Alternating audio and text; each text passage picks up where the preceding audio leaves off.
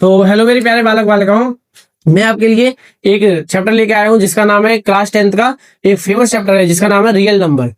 आप क्लास 9 से class 10th में आए होंगे तो आपने बहुत सारी वीडियो देखने की कोशिश करी होगी जिसमें आपको बेसिक से लेके एडवांस लेवल तक आपको तैयारी करा दी है अच्छे से। क्लास 10th की चैप्टर नंबर जो 1 है उसका बहुत सारा बेसिक है, क्योंकि उसमें क्लास 10th का जो पहला चैप्टर है वो आपके क्लास 9 से कनेक्टेड है। तो आप इसको करने से पहले आपको कुछ चीजें 9th की भी आनी चाहिए। तो इसीलिए मैंने क्या किया है, इसमें जितना भी बेसिक है वो आपको पूरा क्लास 9th का और 10th का दोनों को कॉम्बो बनाया है, जिससे आपको कोई भी परेशानी नहीं होगी क्लास 10th में पढ़ने में, आपको चैप्टर नंबर 1 में। बिना देरी के अपन क्या करते हैं, इसके चैप्टर स्टार्ट करते हैं। पहले इसका बेसिक पढ़ेंगे, फिर इसकी नेक्स्ट वीडियो में आपको इसके क्वेश्चन प्रैक्टिस बहुत ज्यादा मिलेंगे। ठीक है, चलो। क्लास 10th का चैप्टर का नाम है रियल नंबर और फेमस चैप्टर है। इसमें ज्यादा से ज्यादा नंबर्स के बारे में ही पढ़ना है और नंबर्स के अलावा बहुत सी चीजें हैं वो भी मैं आपको इसी में बताने वाला हूँ। ठीक है, चलो पहले देखते हैं कि नंबर्स क्या होते हैं, नंबर्स कितने टाइप के होते हैं, नंबर्स क्या है ना, कितने टाइप है उसके और उनकी क्या थ्योरी है ना, उनके क्या एग्जांपल्स हैं, वो सारे क्वेश्चन इसी में आपके सब खत्म हो जाएंगे। कि आपने क्लास 9th में भी अगर बाई चांस नहीं पढ़ पाया होगा तो आपको इसी में कवर करा दिया जाएगा। सिंगल वीडियो आपकी बेस्ट वीडियो होने वाली है। देखो क्या है, नंबर्स के बारे में बात करिए बेटा, नंबर्स क्या होते हैं। अगर नंबर्स के बारे में बात की जाएगी तो ये देखो, नंबर्स आपके पूरे मैथ में जब तक आप मैथ पढ़ोगे तब तक आपको दो ही तरह के नंबर आपको देखने को मिलेंगे। कौन कौन से? एक तो है आपका रियल नंबर, एक है आपका इमेजिनरी नंबर।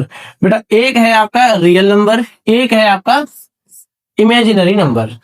इन दोनों नंबर में क्या डिफरेंस है और कैसे इनके बेसिक्स है वो सुनो। क्या है बेटा, रियल नंबर जो होता है, रियल नंबर एक ऐसा नंबर जो एक तरह से सचमुच में होता है। रियल का हिंदी मीनिंग अगर निकालेंगे तो क्या होगा? सच, है ना, सचमुच का नंबर होने वाला, यानी वास्तव में वो नंबर होता है, उसको हम बोलेंगे रियल नंबर। ठीक है ना। एक ऐसा नंबर जिसको हम इमेजिन कर पाए, ओनली इमेजिन कर पाया, तो उसको बोलेंगे हम इमेजिनरी नंबर। ये हमारे एक मैथमेटिशियन थे आयोटा, जिनने इनकी क्या करी थी, डिस्कवरी करी थी और उसमें उनने अपनी नाम से इसको रिप्रेजेंटेशन दे दिया इसका। कैसे? अगर इमेजिनरी नंबर होगा तो उसको नंबर लाइन पर रिप्रेजेंट नहीं कर पाएंगे, जिसको इमेजिनरी नंबर को। और नंबर लाइन पर रिप्रेजेंट करने वाले नंबर होते हैं हमारे रियल नंबर। क्लियर? इससे अलावा और जो भी कुछ डाउट है वो आप कमेंट में दे सकते हो। ठीक है ना। सुनो, रियल नंबर का टाइप हो गया और इमेजिनरी नंबर का टाइप हो गया। अगर रियल नंबर को नंबर लाइन पर सोच कर सकते हैं, लिखना पॉसिबल है, सुनना पॉसिबल है, बताना पॉसिबल है, एक्सप्लेन करना पॉसिबल है, तो इसको हम क्या कहेंगे, इसके टाइप बनेंगे कुछ, है ना।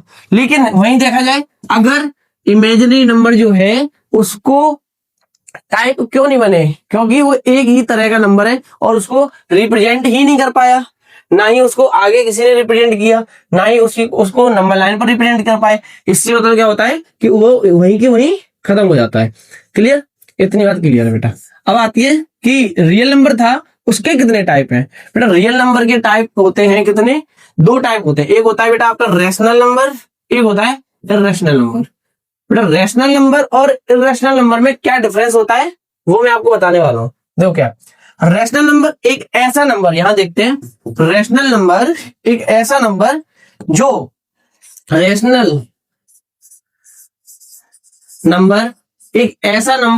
जो P अपॉन Q के फॉर्म में लिखा जाना चाहिए।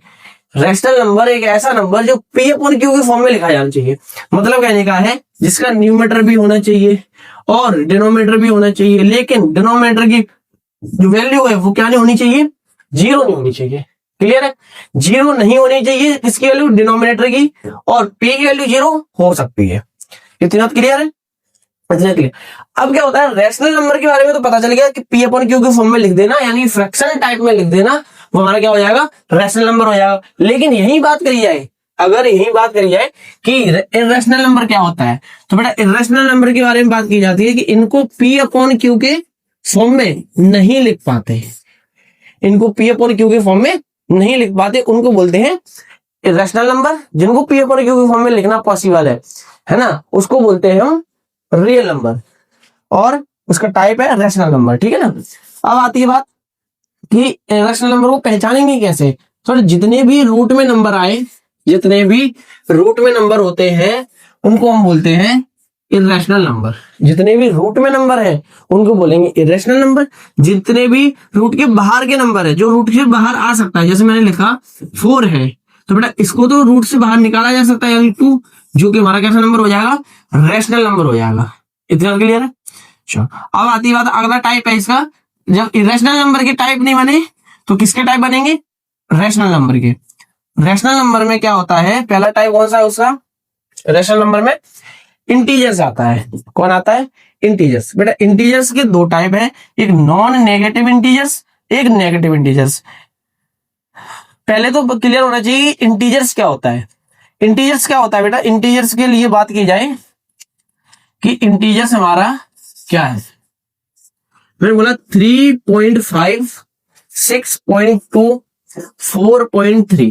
बेटा ये जो नंबर है, ये जो नंबर है, क्या ये इंटीजर नंबर है, पता किया जाए। मैंने बोला ये जो 3.5 है, क्या ये पूरा 4 है, क्या ये फुल 3 है। इन दोनों में से कौन सा नंबर है ये बताओ। क्या ये जो 3.5 लिखा है वो 4 है या फिर 3 है। अगर है तो इंटीजर हो जाता है, लेकिन ये क्या नंबर, ना ही ये 3 है फुल और ना ही ये 4 है। जब ये दोनों में से कोई नहीं है तो इसका मतलब है ये इंटीजर नंबर नहीं है, ये डेसिमल नंबर है। इंटीजर नंबर नहीं है, डेसिमल नंबर होता है। अब क्यों है, क्योंकि इंटीजर नंबर वो होता है जो एक होल नंबर होता है, यानी कि पूरा नंबर होना चाहिए, उसको बोलेंगे इंटीजर नंबर। ठीक है ना, ये बात क्लियर इतनी। ऐसी सेम नीचे वाला है लिखा है 6.2, ये भी इंटीजर नंबर नहीं है, ये भी इंटीजर नंबर नहीं है। मैंने इंटीजर नंबर है कौन सी, एक ये वाला, एक ये है, एक ये है, 9 है, 16 है। इसके अलावा और कोई इंटीजर नंबर नहीं हो सकता, क्योंकि पॉइंट में है ये, और ये सभी कैसे हैं, इंटीजर नंबर से। इंटीजर नंबर से इन्फिनिटी तक जाते हैं। ठीक है, आगे चलते हैं।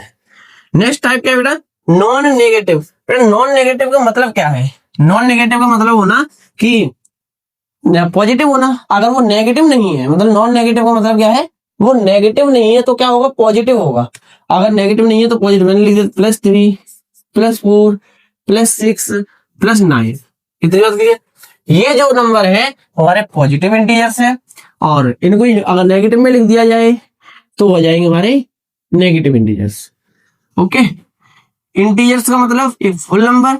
अब फुल नंबर दो तरह से आते हैं, एक प्लस में, एक माइनस में। दोनों नंबर में क्या हो गया, ये दोनों नंबर में हो गया कि ये कौन सा नंबर है, इंटीजर्स के टाइप है, एक नॉन नेगेटिव, एक पॉजिटिव।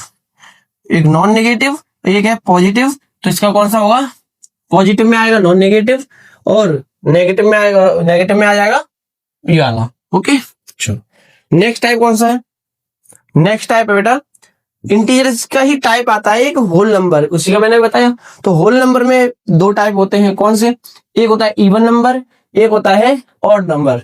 एक होता है इवन नंबर, एक होता है ऑड। इवन नंबर सभी को पता है, कमेंट में आप बता सकते हो अगर इवन नंबर पता है तो। एक होता है ऑड नंबर। ऑड नंबर क्या है, इवन नंबर जो होता है ऐसे नंबर जो डिवाइड हो जाए 2 से, ऐसे नंबर जो डिवाइड हो जाए 2 से, और ऐसे नंबर जो डिवाइड ना हो 2 से उनको बोलेंगे हम इवन और ऑड। क्लियर, मैंने लिखा कहीं पे कि 4 है, इसको 2 से डिवाइड किया तो क्या आएगा 2, यानी कि इवन है। अगर मैंने लिखा 3, इसको डिवाइड करें 2 से, ये डिवाइड नहीं होगा तो ये कैसा नंबर है, ऑड।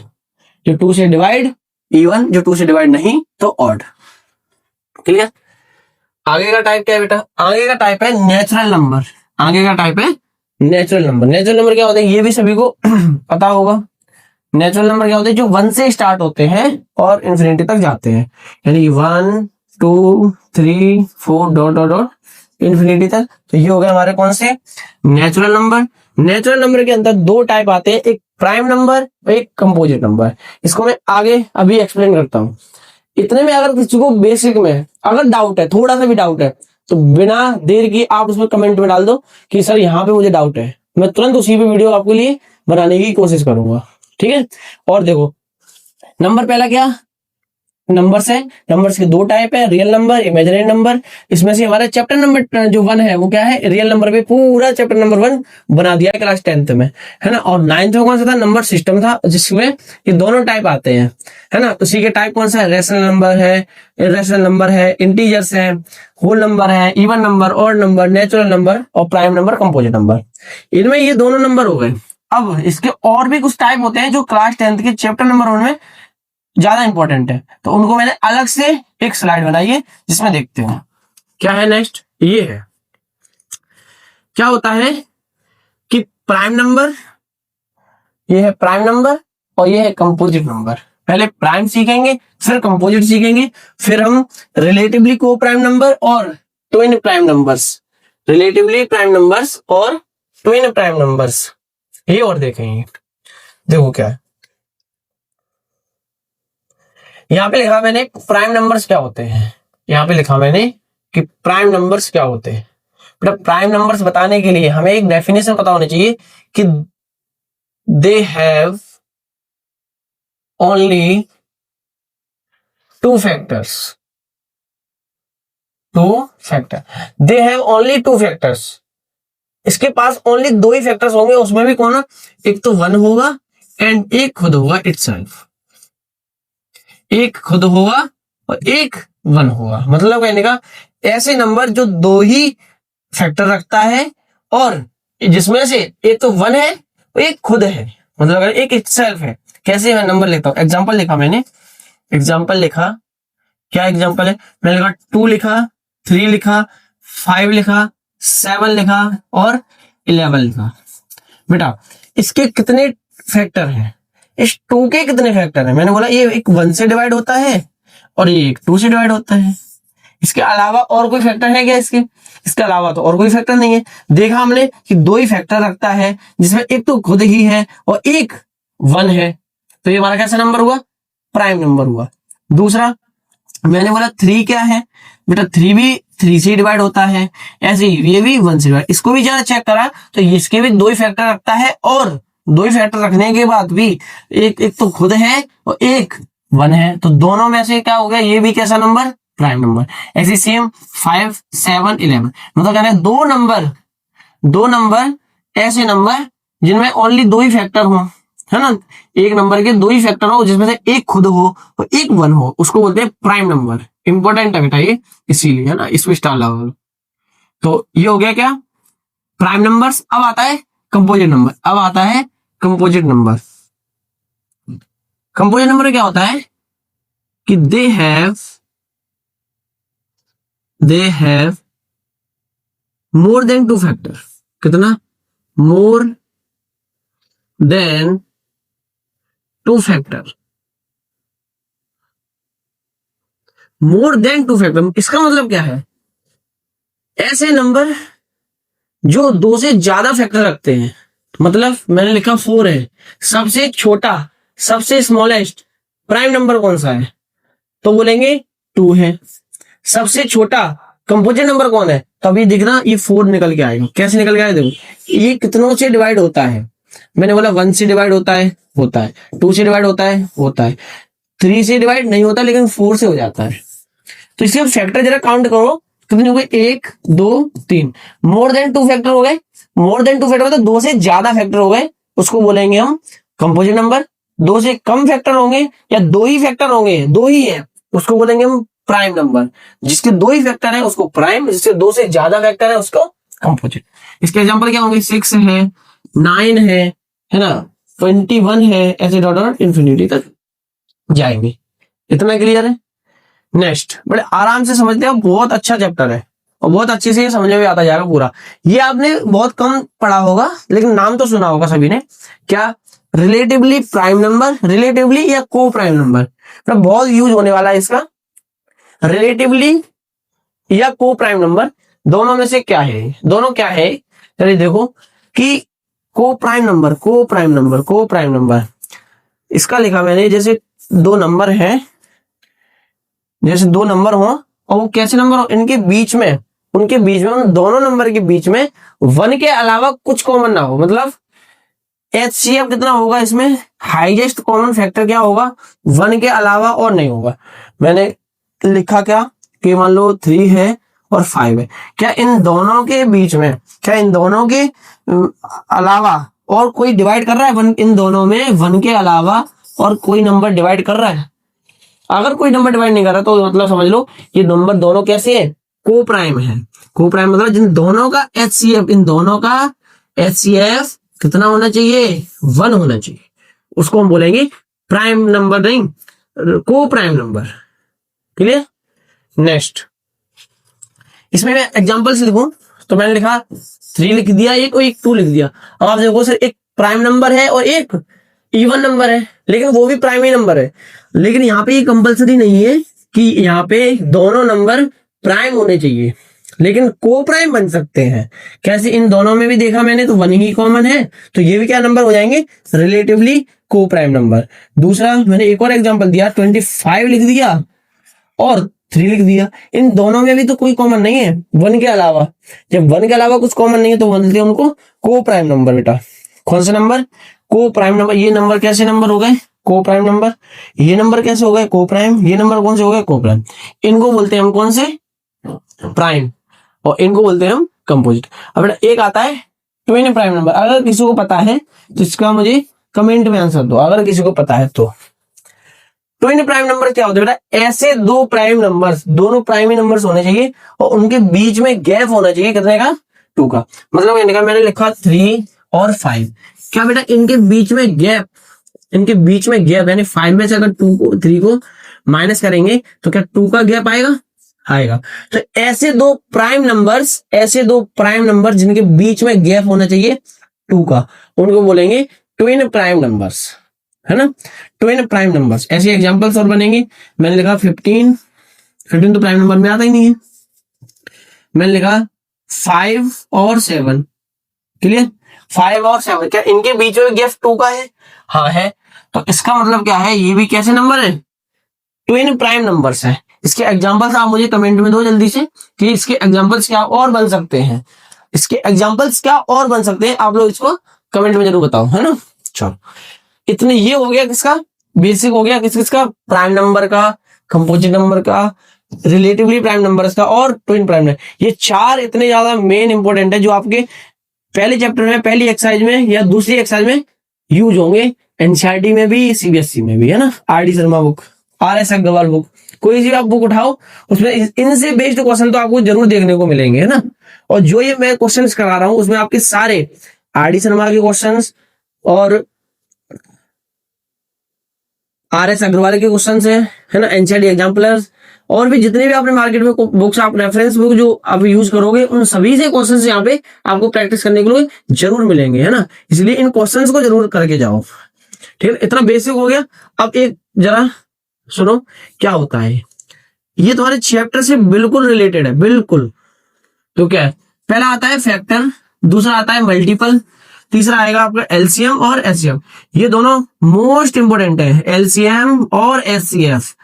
एलसीएम और एचसीएफ दोनों मोस्ट इंपोर्टेंट है, अच्छे से सीखना। देखो क्या है बेटा, फैक्टर्स क्या होता है, फैक्टर्स क्या होता है मैंने बोला कोई नंबर है 3, कोई नंबर है 3, कोई नंबर है 4, कोई नंबर है 6, इनके फैक्टर्स, उनको डिवाइड करने वाला नंबर, उनको डिवाइड करने वाला नंबर फैक्टर कहलाता है। कैसे करके, मैंने बोला इस 3 को कौन कौन डिवाइड कर सकता है, इस 3 एक ऐसा नंबर है इसको कौन डिवाइड कर सकता है, तो 3 को बेटा 1 डिवाइड करेगा और 3 डिवाइड करेगा, तो इसके अलावा और तो ये 1 और 3 इसके क्या हो गए, फैक्टर हो गए, इसके 1 और 3 क्या हो गए, फैक्टर हो गए। इस 4 को कौन डिवाइड करेगा, मैंने बोला कि 1 डिवाइड करेगा, 2 डिवाइड करेगा और 4 डिवाइड करेगा, ये इसके फैक्टर्स हो गए। मतलब जो डिवाइड करेगा इसको भी डिवाइड कर रहा है, ये इसको भी करेगा और ये भी करेगा।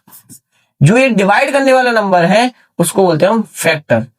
दूसरा एक और एग्जांपल है, जैसे मैंने लिखा 6 है, तो बेटा इसमें क्या, ये कितने नंबर से डिवाइड हो रहा है, मैंने बोला 1 से होगा, 2 से होगा और 3 से होगा, 6 से भी होगा। तो ये कौन सा नंबर हो गए, ये कौन सा नंबर हो गए, फैक्टर्स है। ये क्या है, ये फैक्टर्स है। इसके कितने फैक्टर है, 4 फैक्टर है इसके, क्लियर, 4 फैक्टर है इसके। फैक्टर समझ आया। अगर समझ आया तो थम्स अप कर दो जल्दी से, है ना। नेक्स्ट आ जाओ। नेक्स्ट है बेटा अपना मल्टीपल्स। मल्टीपल्स मल्टीपल्स क्या होते हैं बेटा? मल्टीपल्स वो होते हैं, ये डिवाइड करते हैं, वो मल्टीप्लाइड हो जाते हैं एक तरह से। कैसे? मैंने लिखा 3 है, मैंने 3 के मल्टीपल्स क्या होंगे? तो बेटा 3 की टेबल आगे बढ़ाते जाओ तो वो मल्टीपल्स ऐड होते हैं, यहाँ पे 3 को ऐड करते जाओ तो भी मल्टीपल्स बन जाएंगे। जिसमें मैंने 3 में 3 को ऐड किया तो 6 बना, फिर से ऐड किया 9 बना, फिर से ऐड किया 11 12 आ गया, फिर से 11, फिर से मल्टीप्लाई किया मैंने या फिर प्लस कर दिया 15। ऐसे डॉट डॉट डॉट करके आगे और बढ़ा सकते हैं। फैक्टर्स में डिवाइड करता है, मल्टीपल्स में मल्टीप्लाई करता है। फैक्टर्स में डिवाइड और मल्टीपल्स में मल्टीप्लाई। क्लियर? मैंने बोला 4 के मल्टीपल्स क्या होंगे जल्दी से बता दो आप लोग कमेंट में। 3 मल्टीपल्स बताओ 4 के क्या होंगे? 3 मल्टीपल्स बताओ 4 के, जल्दी से ना कमेंट में। नेक्स्ट है अपना बेटा एलसीएम। बहुत शानदार ये टॉपिक है, ये वाला एलसीएम और मोस्ट इंपोर्टेंट है तुम्हारे चैप्टर नंबर 1 के लिए और अदर्स चैप्टर के, अदर चैप्टरों के लिए भी है ना। कैसे? क्योंकि एलसीएम निकालना आना चाहिए। कैसे? पहले तो ये सोचो कि एलसीएम होता क्या है। एलसीएम जो है उसका मतलब क्या होता है? Least common multiple. सबसे छोटे से छोटा नंबर जो डिवाइड हो जाए। मान लो मैंने कोई 2 नंबर लिए, 2 लिखा और 6 लिखा, बेटा इन दोनों से मतलब मैंने कहा एलसीएम का मतलब क्या है? ऐसा छोटे से छोटा नंबर, यानी ऐसा छोटे से छोटा नंबर जो इन दोनों से डिवाइड हो जाए, डिवाइड करे नहीं, डिवाइड हो जाए। मतलब कहने का 2 और 6 से डिवाइड होने वाला नंबर कौन सा होगा? सबसे छोटे से छोटा नंबर। तो मैंने क्या कहा? 6 एक ऐसा नंबर होगा, 6 एक ऐसा छोटा नंबर होगा, स्मॉलेस्ट नंबर होगा जो इन दोनों से डिवाइड हो जाए। 6 is the smallest number which divides 2 and 6। Clear? 6 एक ऐसा नंबर है, छोटे से छोटा नंबर है जो दोनों से बोथ ऑफ डिवाइड हो रहा है। क्लियर? मैंने वही कर दिया, मैंने बोला 4 और 8 में ऐसा कौन सा नंबर होगा जो दोनों से डिवाइड हो जाए, एलसीएम हो जाए। तो ये तो लीस्ट कॉमन मल्टीपल निकला इन दोनों का, least common multiple, least common multiple. यहां पे आ जाओ, मैंने बोला 4 से और 8 से, 4 से और 8 से दोनों से डिवाइड होने वाला नंबर कौन सा होगा? मैंने बोला 8 ही होगा, 8 ही होगा, दोनों से छोटा नंबर। तो कौन सा है? 8 हो गया। तो ये एक ऐसा नंबर निकल के आया कि 4 से डिवाइड होगा और 8 से होगा और सबसे छोटा होगा। इससे और छोटे नंबर उठा के देखोगे तो एक भी नंबर डिवाइड नहीं होंगे। करके देख ले, है ना, करके देख ले। चलो ये हो गए एलसीएम के बारे में। अभी एलसीएम फाइंड कैसे करते हैं, है ना, वो अपन क्वेश्चंस में प्रैक्टिस करेंगे। तो एलसीएम को निकालना, एलसीएम कैसे निकाला जाता है, बेसिक अभी समझा रहे हैं। क्या है बेसिक? कि एलसीएम का मतलब क्या होता है? Least common multiple. और लीस्ट कॉमन मल्टीपल का मतलब क्या होता है? कि इन दोनों में एक ऐसा नंबर बताओ जो छोटे से छोटा हो लेकिन दोनों से डिवाइड हो जाए। ठीक है, नेक्स्ट आ जाओ एचसीएफ पर। एचसीएफ है, एचसीएफ है।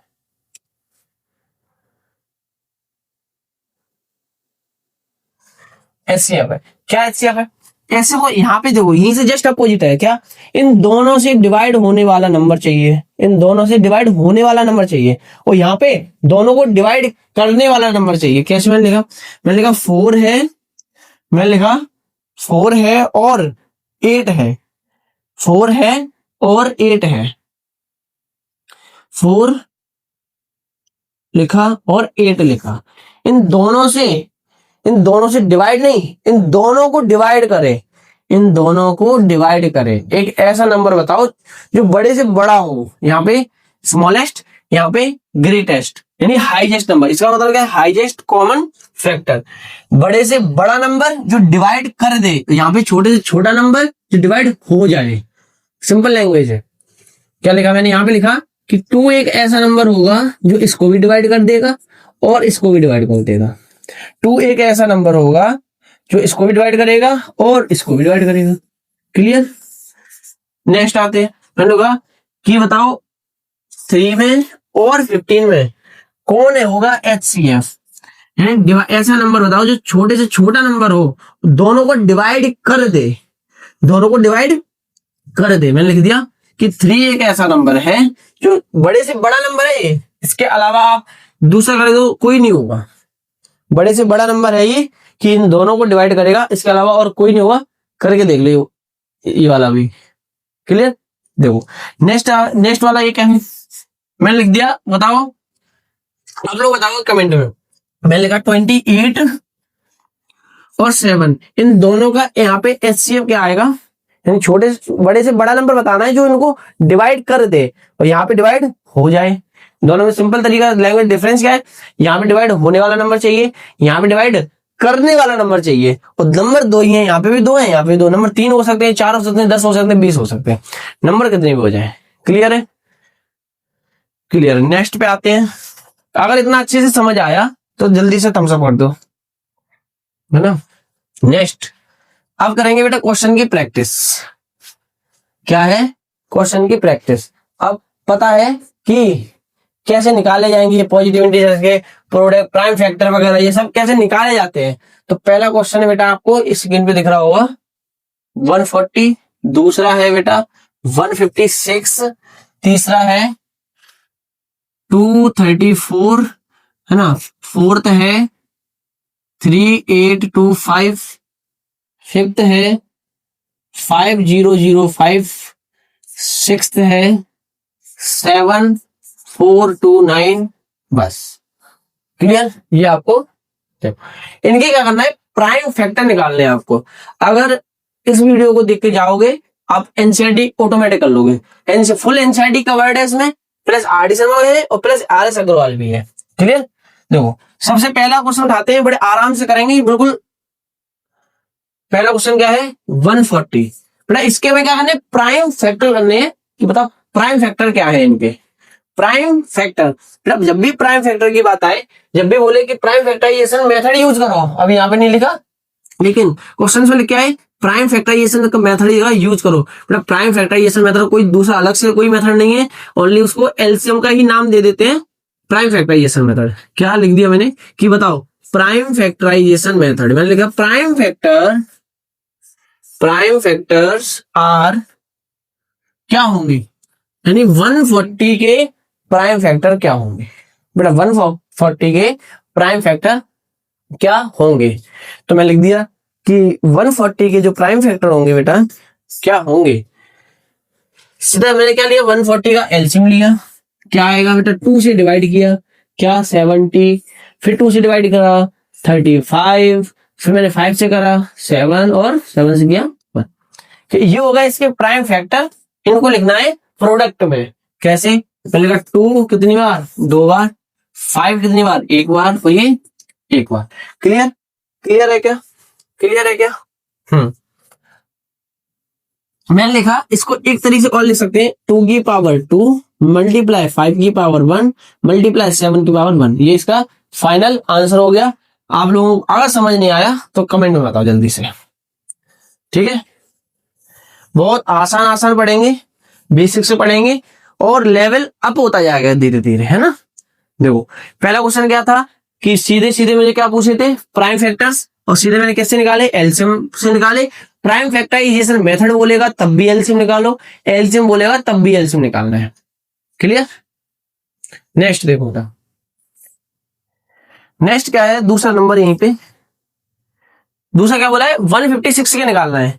ये लिख देते डायरेक्ट 156 के एलसीएम क्या होंगे, एलसीएम बोलो या प्राइम फैक्टर बोलो, वही सेम लैंग्वेज है, बस डायरेक्ट में लिख रहा हूं। क्या लिखाएंगे, 156 के एलसीएम निकाला मैंने, 2 से किया, 2 7 जा, 2 8 जा, फिर 2 से किया, 2 3 जा, 2 9 जा, फिर मैंने 3 से किया 13 और 13 से करा 1।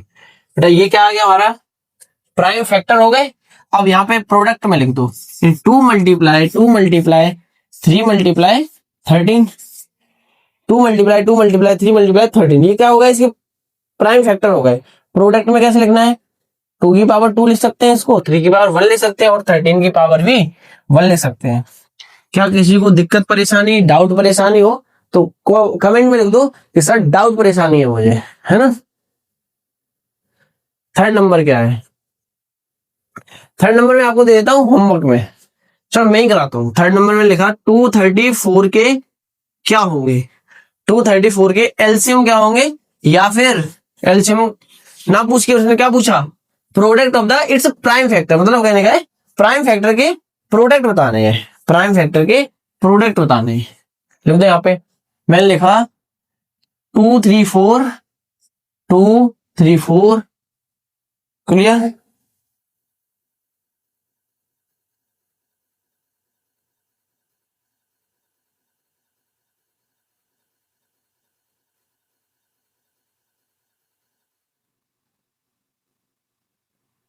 मैंने लिखा 234 के एलसीएम निकालने हैं, लिख दिया, 2 से डिवाइड किया बेटा 2 बन जा, फिर 2 बन जा, फिर 2 7 गया, क्लियर। अब ये 117 है, एलसीएम सभी को आने चाहिए, नहीं आते वो भी कमेंट करो, एलसीएम निकालना सिखाएंगे। फिर मैंने लिखा यहाँ पे क्या कि ये 3 से डिवाइड हो सकता है शायद, 3 3 जा और 3 9 जा, क्लियर। फिर 3 से हो जाएगा, 3 से क्या 13, फिर 13 से करा तो 1, क्लियर। ये इसके प्राइम फैक्टर हो गए। तो मैंने इसको भी लिख दिया यहाँ पे 2 मल्टीप्लाई 3 मल्टीप्लाई 3 मल्टीप्लाई 13, क्लियर। मैंने यहाँ पे क्या बोला कि इसको एक बार ऐसा लिख सकते हैं, इसको मैंने 2 बार लिख सकते हैं, इसको एक बार लिख सकते हैं। क्या किसी को डाउट परेशानी हो, डाउट परेशानी लिख दो कमेंट में। इन तीनों क्वेश्चंस में अगर कोई भी किसी भी तरह का डाउट हो तो तुरंत कमेंट करो, क्लियर। पहला हो गया, पहले ये 3 मैंने करा दिए, अब बाकी के 3 आपको ये होमवर्क में है, और ये सभी आपको क्या करना है, होमवर्क में लिखना है, और कमेंट में आके इसके आंसर जरूर लिखना है, क्लियर। कि सर इसके आंसर ये है, इसके आंसर से जितना होमवर्क में दूं, अगर वो आपने टाइम टू टाइम कर लिया तो बेटा आपके 95 प्लस मार्क्स कोई नहीं रोकेगा, ठीक है। नेक्स्ट क्वेश्चन पे चलते हैं। अब लिखा है find the HCF and LCM of these following pairs integers, verify that you are. अब हम आपको क्या सिखाएंगे कि एचसीएफ कैसे निकाला जाता है, एलसीएम कैसे निकाला जाता है, ये दोनों चीजें कैसे निकाली जाती हैं, वो सब आपको इसी में सिखाया जाएगा। देखो क्या है, मैंने लिखा कि एचसीएफ बताओ, एचसीएफ बताओ, एचसीएफ बताओ, बहुत आसान है और बहुत अच्छे से समझाते हैं। देखो क्या है, मैंने बोला पहला क्वेश्चन है 90 और 144। पहले तो क्या करना है, प्राइम फैक्टर करो, पहले तो प्राइम फैक्टर्स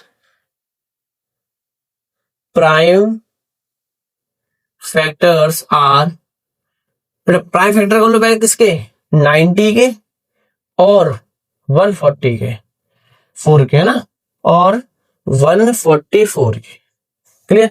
90 का मैंने एलसीएम लिया, 90 का मैंने एलसीएम लिया, क्या आएगा, 2 से किया 45, 3 से किया 15, फिर 3 से किया 5, और ये 5 से 1। तो इसके जो प्राइम फैक्टर आए हैं, इसके जो प्राइम फैक्टर आए हैं वो क्या आए हैं, यहां पे लिख दिया 2 3 3 और 5, क्लियर। अगला क्या है, अगला जो मैंने लिखा, अगला जो है वो है 144। मैंने लिखा 144 के क्या है, तो 2 से किया 72, फिर 2 से किया 36, फिर 2 से किया 18, फिर 2 से किया 9, 3 से किया 3, 3 से किया, क्लियर है क्या, क्लियर है क्या इतना। मैंने कहा 2 मल्टीप्लाई 2 मल्टीप्लाई 2 मल्टीप्लाई 4 बार है, और 3 मल्टीप्लाई, क्लियर। इसमें अगर किसी को डाउट है तो बताओ। मैंने अभी क्या करा, कुछ नहीं करा, मैंने बस ओनली प्राइम फैक्टर निकाले हैं, किस किस के प्राइम फैक्टर निकाले हैं मैंने, 90 के और 144 के, 90 के और 144 के मैंने एलसीएम के से, एलसीएम मेथड से मैंने क्या निकाले, प्राइम फैक्टर। अब बताना बेटा, सबसे पहले भले ही आपसे पहले एलसीएम पूछा जाए या एचसीएफ पूछा जाए, आपको हमेशा पहले क्या निकालना है, अगर कोई भी चीज पूछा आपको पहले हमेशा निकालना है एचसीएफ बेटा, एचसीएफ ऑफ 90 एंड 144, बेटा एचसीएफ निकालना है आपको, प्राइम फैक्टराइजेशन मेथड लगा के एचसीएफ निकालना है। कैसे, देखो मैंने बोला कि जो एचसीएफ है वो क्या होता है, हाईएस्ट कॉमन फैक्टर होता है। पर इनमें जो भी कॉमन नंबर दिखे, यानी पहला नंबर कौन सा कॉमन दिख रहा है, पहला नंबर कौन सा कॉमन है, पहला तो ये 2 कॉमन आ रहा है, क्लियर। फिर दूसरा 3 कॉमन आ रहा है, एक ये रहा, क्लियर। और कुछ कॉमन आ रहा है, एक और 3 कॉमन आ रहा है, ये रहा, है ना, यानी एक तो 2 कॉमन आया, एक तो 2 कॉमन आया, ये रहा, 2 3 कॉमन आए, यानी कि इन दोनों का जो एचसीएफ है, इन दोनों का जो एचसीएफ है वो क्या है, 2 3 या 6 3 या 18, इन दोनों का बेटा एचसीएफ आ गया। इसके अलावा और दूसरे निकाल देखो नहीं निकलेगा। क्लियर, इन दोनों का एचसीएफ क्या है, हाईएस्ट कॉमन फैक्टर, बेटा इन दोनों का एचसीएफ आ गया 18। बस अब कुछ नहीं करना, अब क्या करना है आपको, सीधा लिखना है कि एलसीएम ऑफ 90 एंड 144। बेटा एलसीएम निकालना है तो क्या करना है, ये जो एचसीएफ आया है उसको जैसे का वैसा लिख दो, जो एचसीएफ आया है उसको यहाँ पे लिख दो। बस अब क्या करना है बेटा, जो जिनका पेयर बन गया था, जिनका पेयर बन गया था उनको छोड़ दो, जिनका पेयर नहीं बना था उनको लिख दो। क्लियर, क्या क्या, ऊपर लेयर में ये 5 रह गया था तो मैंने 5 लिख दिया, नीचे से ये वाला 2 रह गया था तो ये भी 2 लिख दिया, फिर ये 2 रह गया था और ये वाला भी 2 रह गया तो ये को 2 लिख दिया मैंने। क्लियर है क्या, क्लियर है क्या, बताओ।